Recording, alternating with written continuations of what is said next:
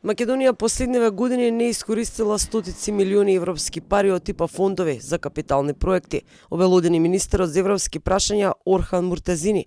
Бројни проекти за кои имало пари на располагање останале нереализирани поради неспособност или неажурноста на претходната влада, која не изменаџирала безмалку ништо на овој план.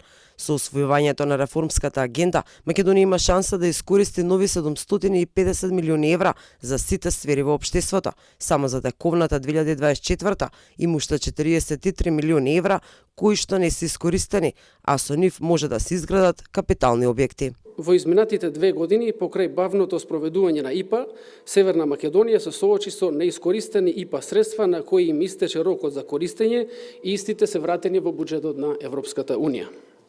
Така, на крајот на 2022 и 2023 година беа изгубени 24 милиони евра, односно 55 милиони евра, соодветно во двете години, односно вкупно 79 милиони евра.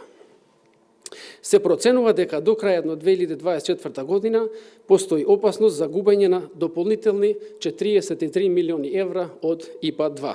Еден од проблемите зашто Македонија зема позајмици, а не ја користи можноста да црпи од европските фондови е дефицитот на стручниот кадар во ИПА структурата. Министерот најави решение за овој проблем со тоа што министерството и општините ќе вработуваат лица кои ќе прават евалуација и имплементација на проекти со пари од ЕУ.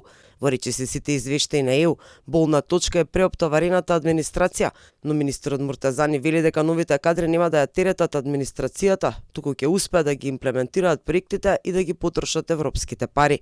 Недостигот на доволни професионални кадри во целата ИПА структура и во структурата на евроинтеграции е неколку пати негативно нотирано токму од Европската комисија.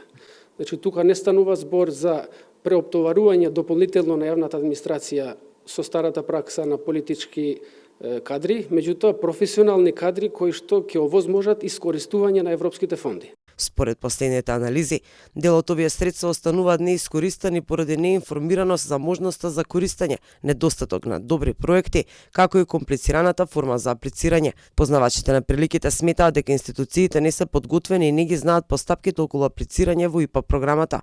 Во овој процес треба се вклучат и универзитетите во земјава, каде има кадри кои знаат како максимално да ги искористат средствата од европските фондови.